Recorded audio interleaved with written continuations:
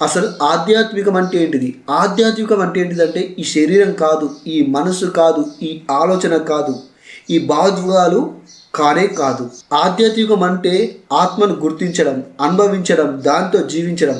బయట సుఖాలు అంటే డబ్బు, సంబంధాలు, పేర్లు ఇవేవి కూడా తాత్కాలికమే. లోపల శాంతి మాత్రమే శాశ్వతం. మన లోపల ఆత్మ మాత్రమే శాశ్వతం.